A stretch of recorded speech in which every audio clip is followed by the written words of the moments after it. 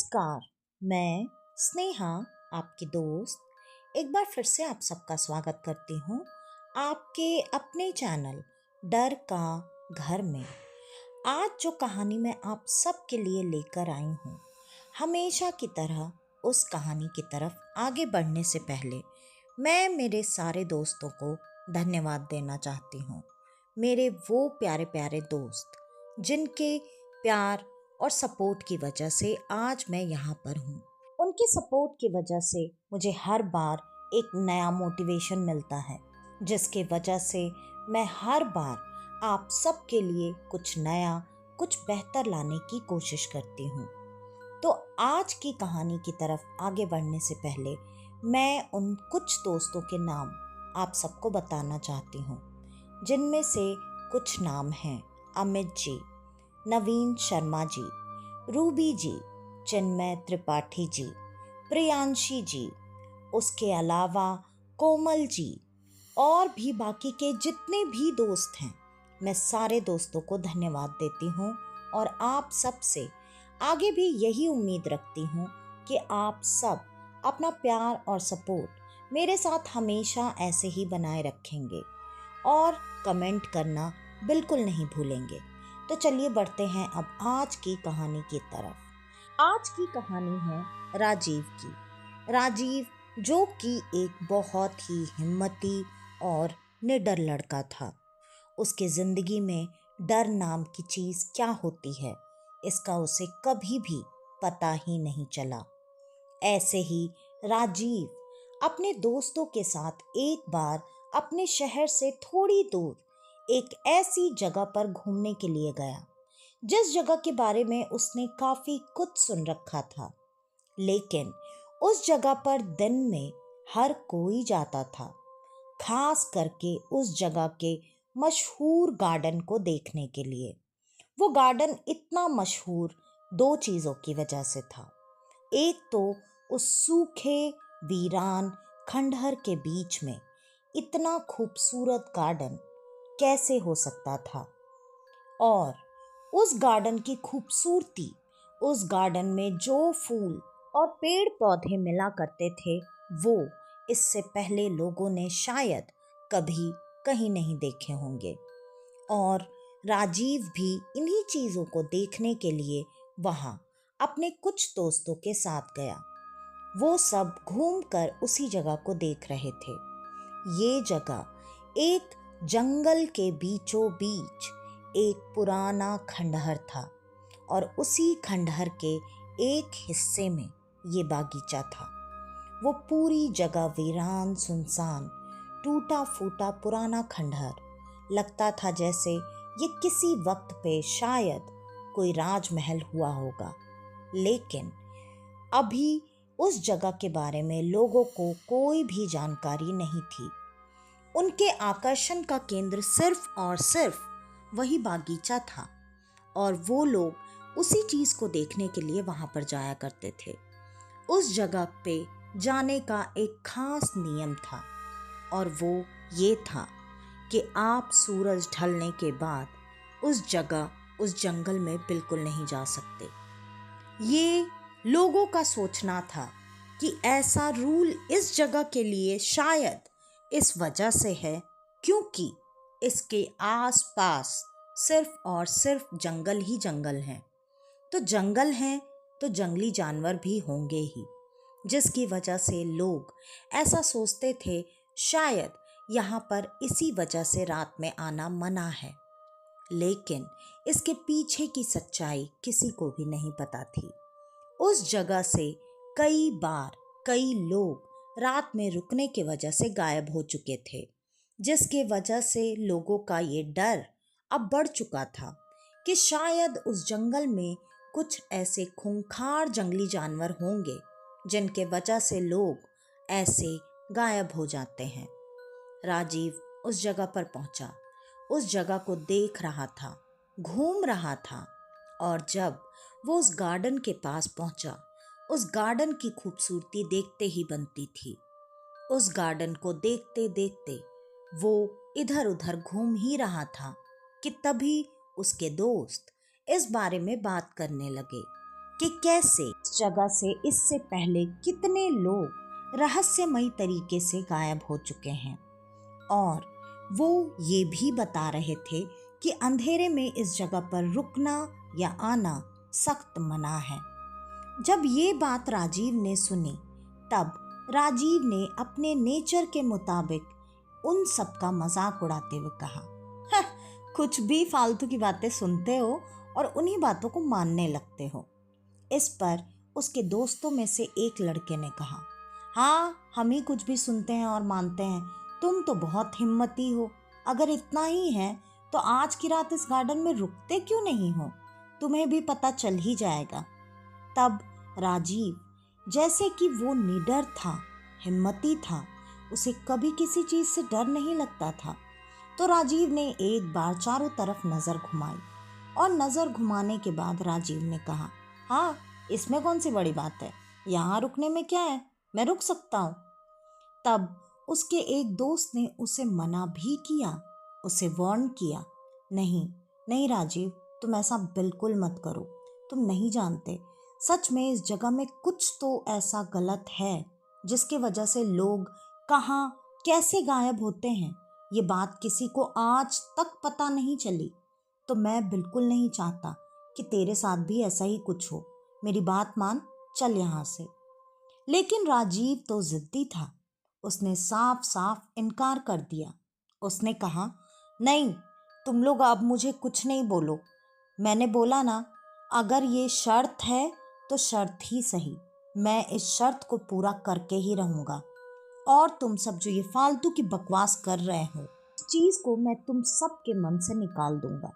तुम लोग उसके बाद मुझे पैसे भी दोगे और फिर कभी किसी चीज के लिए ऐसे नहीं बोलोगे कि कोई भी बात सुनी, मान लिया और उन अफवाहों में और ज़्यादा तूल देने लगे।" ये बात अब जिस लड़के ने राजीव से ये शर्त लगाई थी या यहाँ रुकने को कहा था, वो इस बात पर बिल्कुल अग्री हो गया और शर्त के मुताबिक उसके सारे दोस्त वहाँ से चले गए। राजीव वहीं कहीं रुका रहा और छुपा भी रहा, क्योंकि उन सबको ऐसा डर था कि अगर इस जगह पर रुकना रात में मना है तो हो सकता है कि यहाँ कोई गार्ड भी हो जो कि यहाँ रुकने ना दे। राजीव अपने हिसाब से वहीं पर छुपा रहा और अगले दिन उसके दोस्त उसका इंतज़ार कर रहे थे कि राजीव आएगा। लेकिन राजीव के घर वाले परेशान हो चुके थे। उन्होंने राजीव की खोजबीन शुरू की। आखिरकार उसके घर वालों को उसके दोस्तों से ये बात पता चली कि राजीव वहाँ उस गार्डन में रुका था। ये बात सुनते ही उसकी बहन, जो कि राजीव से बहुत बहुत ज़्यादा प्यार करती थी, वो तुरंत ही पुलिस के साथ उस जगह पर पहुंची।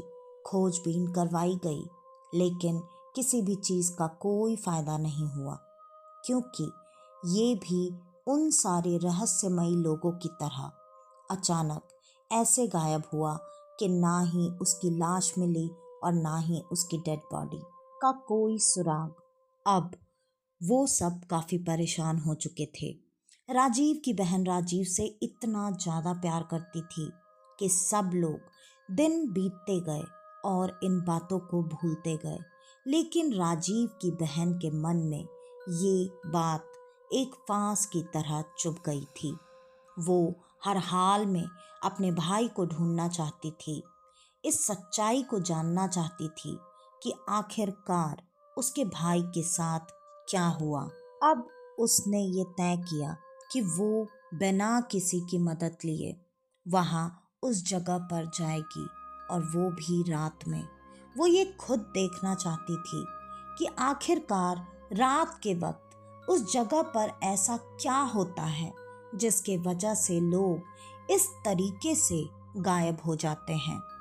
आज वो अपने घर वालों को बिना बताए वहाँ पहुँच चुकी थी, और वहाँ पर पहुँचने के बाद वो थोड़ी देर पहले पहुँची थी, मतलब रात शाम होने के पहले, और वो भी अपने भाई की तरह उस जगह पर छुप कर बैठी हुई थी। देखते ही देखते सूरज ढल गया, रात हो गई और रात होते ही अचानक वहाँ पर एक अजीब सी रोशनी फैल गई। उस रोशनी को फैलता देखकर उसकी बहन वहाँ पर अब सामने आकर उस रोशनी को देखना चाहती थी कि आखिर ये रोशनी कैसी है और ये रोशनी अचानक यहाँ आई तो आई कैसे। उसने थोड़ी ही देर में देखा वो जगह जो अभी तक खंडहर सुनसान बना हुआ था, वो जगह एक राजमहल में बदल चुका था और वहाँ पर एक औरत थी जो कि उस गार्डन में रो रही थी और घूम घूम कर पेड़ पौधों की देखभाल कर रही थी। वो औरत जिस तरीके से उस गार्डन में काम कर रही थी, उसे देखकर साफ साफ पता चल रहा था कि वो वहाँ की मालिन है, मतलब जो माली का काम करता है पेड़ पौधों की देख रेख करना।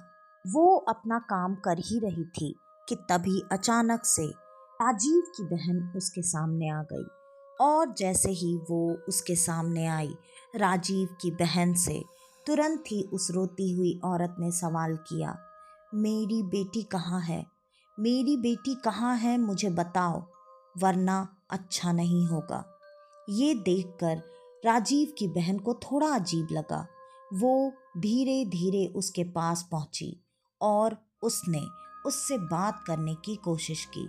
उसने कहा, आपकी बेटी क्यों? आपकी बेटी कहाँ रहती है? इस पर उस औरत ने अपने बारे में बताना शुरू किया।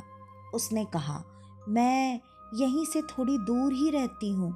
ये राजमहल है ना, इसके पीछे मेरा घर है। मेरी बेटी वहीं रहती है। मैं रोज अपनी बेटी को शाम में अपना काम खत्म करके घर जाती थी, खाना बनाती थी, खिलाती थी। लेकिन अभी 2-3 दिनों से मेरा काम खत्म हो ही नहीं रहा है। पता नहीं क्या हो गया, मैं यहाँ से बाहर नहीं निकल पा रही। और अभी कुछ ही दिनों पहले की बात है, मैं यहाँ जब शुरू में काम करने आई थी, तब राजा को मेरी ये चीज़ें, मतलब पेड़ पौधों की जानकारी, उनका ख्याल रखना इतना ज़्यादा पसंद आया कि उन्होंने मुझे यहाँ पर इस बागीचे की देखभाल के लिए रख लिया। मुझे भी पेड़ पौधों से बहुत ज़्यादा प्यार है, लगाव है। इस वजह से मैं ये काम करती हूँ और यहाँ मुझे पैसे भी बहुत अच्छे मिलते थे। राजा जी बहुत अच्छे हैं, उन्होंने मेरा और मेरी बेटी का पूरा ख्याल रखा। वो मुझे पैसे भी देते हैं और कभी कभी खाने पीने की चीज़ें भी। मैं हमेशा घर जाकर अपनी बेटी को उसके मनपसंद की चीज़ें खिलाया करती थी। लेकिन राजा ने जब अभी कुछ ही दिनों पहले शादी की और वो एक रानी को लेकर आए, और राजा जी की रानी वो थोड़ी शक्की मिजाज की थीं। उन्हें पता नहीं क्यों ऐसा लगने लगा कि मेरा राजा जी के साथ चक्कर है। इसी वजह से उन्होंने मुझे यहाँ पर काम के लिए रखा है और उन्होंने साजिश करके ये महल, जो कि पहले राजा जी का था, अब उन्होंने इस महल में अकेले रहने की अनुमति मांग ली और अब वो यहाँ अकेले रहती हैं। राजा जी यहाँ से दूर बने एक दूसरे महल में रहते हैं। तो उसके वजह से मुझे रानी जानबूझ के बार बार ज़्यादा काम दे देती थी ताकि मैं समय पर अपना काम खत्म ना करूं और अपनी बेटी के पास देर से पहुंचूं। अभी तो कुछ दिनों से पता नहीं क्या हो गया है, ना ही मेरा काम खत्म हो रहा है और ना ही मैं चाह कर भी इस जगह से बाहर निकल पा रही हूँ। राजीव की बहन बड़े गौर से खड़े होकर उसकी सारी बातें सुन रही थी और उसकी वेशभूषा और उसको देखकर राजीव की बहन को एक बात तो साफ साफ समझ में आ चुकी थी, ये औरत आज के दौर की तो बिल्कुल नहीं है। और तो और ये राजा महाराजाओं की बात कर रही है, तो ये इस वक्त की बात तो नहीं कर रही। लेकिन इसके लिए मुझे कुछ ना कुछ तो करना ही पड़ेगा। तब राजीव की बहन ने कहा, आप बिल्कुल चिंता मत कीजिए, मैं आपकी बेटी के पास जाऊंगी, उसका ख्याल रखूंगी और उसे खाना भी खिलाऊंगी। ये भी बता दूंगी कि आप यहाँ पर हैं, आने की कोशिश कर रही हैं, लेकिन आप काम की वजह से आ नहीं पा रही। इस पर वो औरत बहुत खुश हो गई और उसने कहा, तुम सच में ऐसा करोगी? राजीव की बहन ने तुरंत ही हाँ में सर हिलाया। उसने ये भी कहा कि मैं आपका ये काम तो कर दूंगी, लेकिन मुझे भी आपसे कुछ काम है जो आपको करना पड़ेगा। उस औरत ने तुरंत ही हाँ में सर हिलाया और कहा, वैसे तो मैं कोई और काम जानती नहीं हूँ, लेकिन तुम्हें जो भी जानना है, पूछना है, तुम मुझसे पूछ सकती हो, मैं तुम्हें बताऊंगी। और वो इतना कहकर वहाँ से तुरंत ही अपने आप आराम से निकलकर वापस आ गई। ऐसा आज तक पहली बार हुआ था कि कोई उस जगह पर ऐसे रात में गया और वहाँ से सही सलामत लौटकर बाहर भी आ गया। उस जंगल में सच में जानवर थे, वहाँ जानवर भी खड़े थे, उनकी आवाज़ें भी आ रही थी, लेकिन उनमें से किसी जानवर ने उसे एक खरोंच तक नहीं पहुंचाई। लग रहा था जैसे ये सब कोई जादू की तरह है। जब वो वहां से बाहर निकल कर आई, तब उसकी बहन ने उस मालिन से सारी डिटेल्स ली थी कि राजा का नाम क्या था, रानी का नाम क्या था, वो राज्य कौन सा था और भी बाकी की सारी जानकारियाँ। और उसने तुरंत ही लाइब्रेरी में जाकर इस बारे में सारी खोजबीन शुरू कर दी। उसे कुछ दिनों का वक्त लगा, लेकिन उसने सारी बातें पता कर ली। जहाँ तक रही उस मालिन की बेटी की बात, तब उसने उसका भी नाम पूछा था और वो उसकी भी जानकारी इकट्ठा कर रही थी। लेकिन काफी दिन बीत जाने के बाद भी उसे मालिन की बेटी या उसके परिवार वालों के बारे में कुछ खास जानकारी नहीं मिली। अब वो जितनी जानकारी इकट्ठा कर चुकी थी, वो उतनी जानकारी लेकर आज रात फिर से वहां पर पहुंची। और आज रात वही हुआ जो उस रात उसकी बहन ने देखा था। वैसे ही वो मालिन वहां पर आई और रोते रोते अपना काम कर रही थी। तभी राजीव की बहन तुरंत उसके सामने आई और उसने अपने मोबाइल में बहुत सारी जानकारियाँ, फोटोज़, लिपि, लेख, जो भी जानकारी उसने जहाँ जहाँ से इकट्ठा की थी, सारी जानकारियाँ अपने फ़ोन में फ़ोटो खींच कर रखी हुई थी। क्योंकि ऐसी पुरानी ऐतिहासिक किताबें, उन्हें उनके जगह से हटाने की परमिशन नहीं होती। दूसरा, वो किताबें और जानकारियाँ इतनी बेशकीमती होती हैं कि उन्हें हर किसी को देखने छूने भी नहीं मिलता। ये तो सारी जानकारी इसने अपने जान पहचान और दोस्तों की मदद से जैसे तैसे इकट्ठा की थी। अब वो जब उसके सामने आई, तब उसने फिर से एक बार वही सवाल पूछा, क्या तुम्हें मेरी बेटी मिली? तुमने उसे खाना खिलाया? वो ठीक तो है ना? तब राजीव की बहन ने उसे पहले ये बोलकर अपने फ़ोन की सारी चीज़ें दिखाई कि वो गुस्सा ना हो। उसने तुरंत ही ये बोला, मैं आपको सब बताऊंगी, लेकिन मैं पहले आपको कुछ चीज़ें दिखाना चाहती हूँ। वो चीज़ें आप प्लीज़ पहले देख लीजिए। और फिर उसने सारी चीज़ें दिखाने के बाद उस मालिन को सारी बातें बताना शुरू की। उसने कहा, आपका राजा, रानी, ये सब आज से 800 साल पहले मर चुके हैं और उनके खानदान के अब कोई लोग नहीं बचे। आप जिनकी बात कर रहे हैं वो अब इस दुनिया में है ही नहीं। और रही बात आपकी बेटी की, तो आपकी बेटी भी अब जिंदा नहीं है, वो भी मर चुकी है। ये बात सुनते ही वो मालिन गुस्से से भड़क गई और वो ज़ोर ज़ोर से चीखने चिल्लाने लगी। ऐसा लग रहा था जैसे वो अब इतने गुस्से में है कि शायद वो राजीव की बहन को भी जिंदा नहीं छोड़ेगी।